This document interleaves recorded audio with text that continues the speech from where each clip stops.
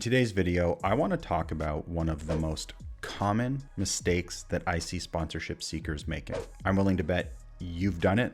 I'm willing to bet you're doing it now. And I can tell you for a fact that at least one of our clients did it last week because he admitted it to us. Check it out.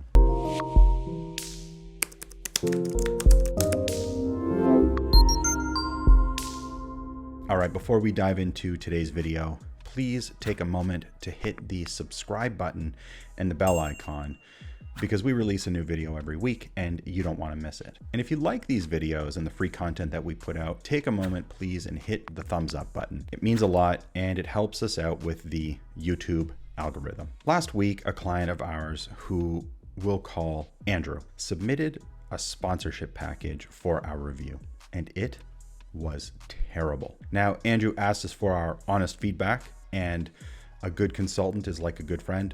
We don't tell you what you want to hear, we tell you what you need to hear. And so we gave him his feedback, and it was not pretty.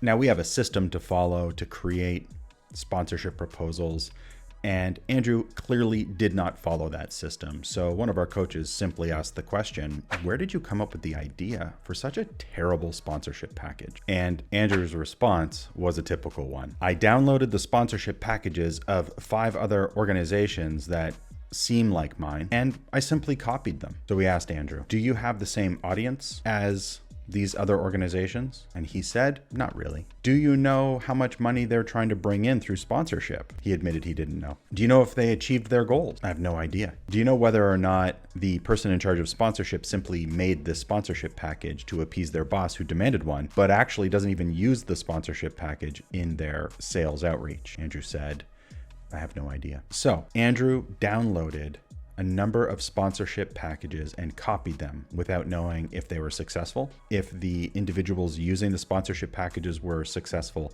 in spite of their sponsorship packages, not because of them. Andrew didn't know how much money they were trying to bring in and whether or not they even achieved their goals. All Andrew knew was that these organizations were kind of like his, and if they're using it, he assumed these packages work. This would be like downloading a map to your phone and following it to the destination simply because someone else you know used a similar map without asking whether or not you're even going to the same destination, whether or not it worked, whether or not they arrived, whether or not it was a safe journey, the best journey.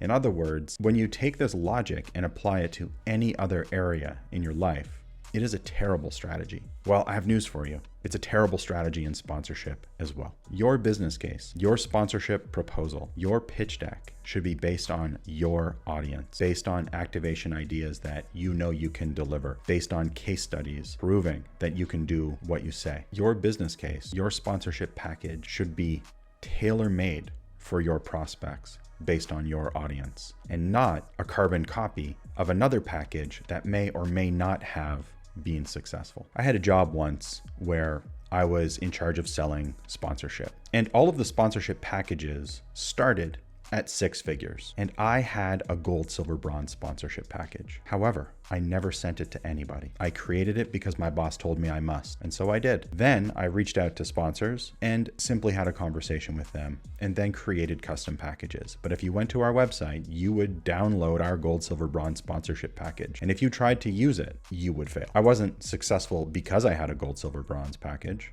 I was successful in spite of it. And when you are simply copying people who you assume are successful, you are putting your success in their hands. Now, we're all guilty of this sponsorship sin.